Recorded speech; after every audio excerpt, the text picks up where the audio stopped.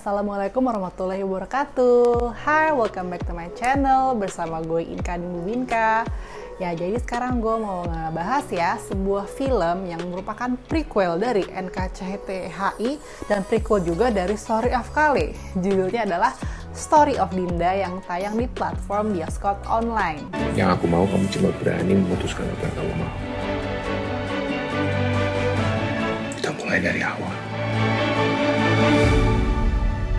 Oke, kali ini disutradarain oleh Ginanti Rona dan ikut jajaran cast-nya ya sama kayak kemarin ada Aureli, ada Abimana, terus ada Cantika Abigail dan juga cameo-nya ini ada Ardhito Pramono. Oke. Menceritakan tentang ya Dinda ya, seperti judulnya ya Story of Dinda gitu yang dulunya pernah jadi pacarnya Kale.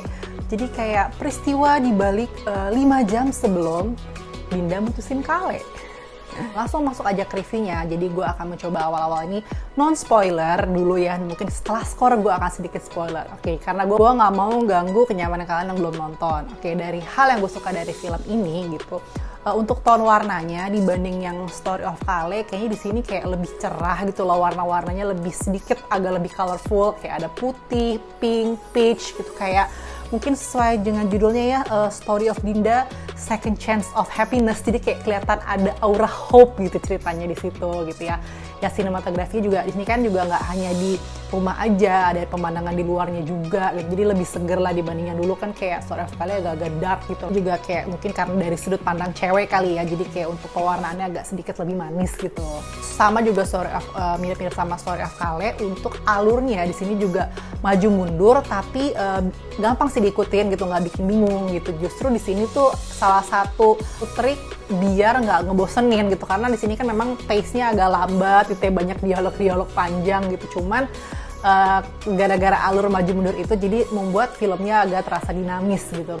Untuk karakterisasinya, gue ngerasa memang bener-bener kayak manusiawi banget gitu sih gitu, kayak orang tuh nggak mungkin selamanya baik-baik banget, jahat banget juga enggak gitu. Jadi masing-masing Dinda kenapa kayak gitu kan, dia agak-agak labil kayak gitu, dia ada alasannya sih. Bahkan si Pram yang gue lihat kayak dari posternya, dari promonya tuh kayak dia kayak seolah kayak malaikatnya Dinda banget, tapi ternyata menurut gue sih karakter Pram tidak sesempurna itu juga gitu loh. Masih kayak lo bisa ketemu, ada loh orang manusia yang karakternya kayak gini gitu loh.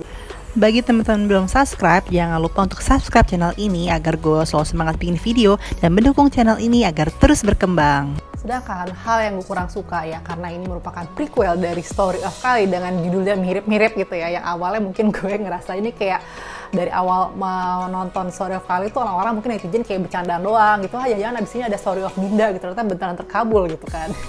Jadi tuh gue mau gak mau gue akan sedikit dibandingin gitu dengan Story of Kale, di mana di sini tuh Story of Kale kan dari awal aja tuh kita udah kayak dramanya tuh intens gitu, kayak emosional banget. Nah di sini memang cenderung lebih flat gitu, bahkan ada beberapa gue tuh kayak nontonnya juga agak bosen sebenarnya. Sini gue ngerasanya ya, gue nggak tahu nih apakah Aureli itu actingnya tuh kalau ngomong tuh selalu dengan mulutnya tuh kayak nggak terlalu terbuka gitu loh. Kayak contohnya gini deh, kalau ngomong terbuka, ngomong misalnya ada salah satu dialog yang dia sering banget ngomongin gitu ya, tapi nggak bisa gitu Le. Sedangkan kalau dia ngomong gitu tapi nggak bisa gitu Le, jadi kayak mulutnya tuh kayak nggak terlalu terbuka gitu. Jadi ada beberapa dialog yang kayak dia tuh nggak jelas ngomong apa gitu, udah ngulang-ngulang nih kayak orang kumur-kumur gitu. Dari segi acting sih sebenarnya Abimana sih jelek sih enggak actingnya, cuman mungkin gue ngerasa dari entah itu source materialnya kayak memang ya udah segitu aja, jadi kayak belum bisa ngeluarin kemampuan actingnya Abimana yang mungkin lebih luapan ya apa segala macam, ya udah kayak gitu aja gitu loh. Ya jadi gue ngerasa antara Dinda sama Pramnya tuh kayak chemistry itu masih kayak berjarak gitu loh, belum bener-bener mereka yang kayak bener-bener kasmarannya tuh gue belum dapet itunya gitu. Gue kira bakal oke lah mereka kelihatan sama-sama nyaman, tapi entahlah masih berjarak aja gitu. Untuk yang Story of Dinda ini juga nggak ada musik atau soundtrack yang bikin kita kayak inget gitu, bikin kita ikut wah ini ada memori tentang film ini. Jadi gue ngerasa di film ini tuh kita nggak nemuin satu hal baru gitu, kayak misalnya kayak di NKCTHI, oh kenapa di Story of Kale tuh kenapa dia jadi cowok ya gitulah, cowok fuckboy dan tidak mau komitmen gara-gara ya dia dihianatin sama cewek. Sedangkan di Story of Dinda gitu kita nggak bisa nemu hal baru, kayak ya gue udah tahu gitu kenapa Dinda tuh memang putus dari Kale, udah kayak ketebak gitu. Oke lah, si Kalenya nih posesif, emosional, jadinya dia minta putus, jadi dia ngomong juga dia udah selingkuh gitu. Jadi ya cuman kayak ya udah dia selingkuh sama siapa, sama Abimana gitu, masih Gundala gitu.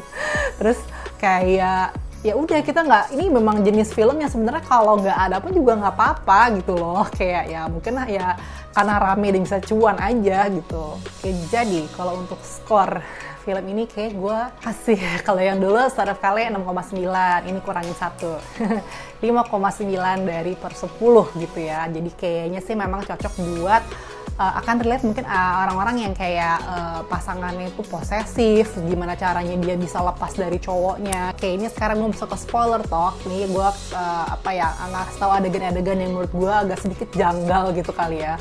Jadi menurut gue dari pertama kali pertemuan Dinda sama, memang mungkin sengaja dibikinnya pertama kali pertemuan Dinda sama Pram tuh kan memang gak enak situasinya, bukan situasi yang nyaman gitu ya. Cuman menurut gue agak aneh gitu ketika mereka baru kenal, terus si Dindanya kan ceritanya lagi ribet lah gitu, udah teleponin sama Kale, dia nggak mau ngangkat, terus tiba-tiba si Pram tuh stranger lah kasarnya, baru kenalin sama si temennya kan, sama si Nina itu, bilang dia kayak ngasih saran gitu kan, kayak yang ya udah kamu angkat apa dimatiin aja, nggak bisa kayak gitu, mesti orang baru ngasih tahu nasihat tentang pacar orang lain tuh kayak aneh aja sih, kayaknya bukan entahlah ya, kayak gue gak nyaman aja gitu. Lo siapa? Baru kenal tiba-tiba ngasih saran kayak gitu.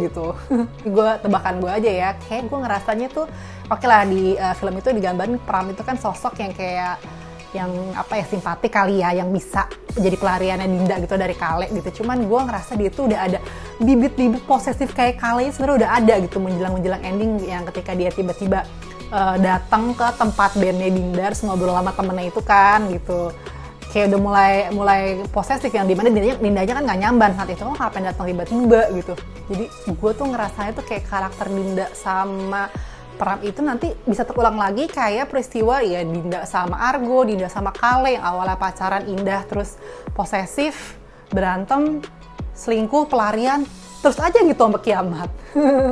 Oke, sekian aja review dari gue tentang film Story of Dinda. Menurut gue nih, nggak usah ada filmnya juga tidak apa-apa. Lo mau nonton silakan, nggak usah juga nggak apa-apa gitu ya. Oke, dan saksiin konten gue berikutnya. Gue akan bikin video terbaru setiap hari, Rabu dan Sabtu jam 9 pagi.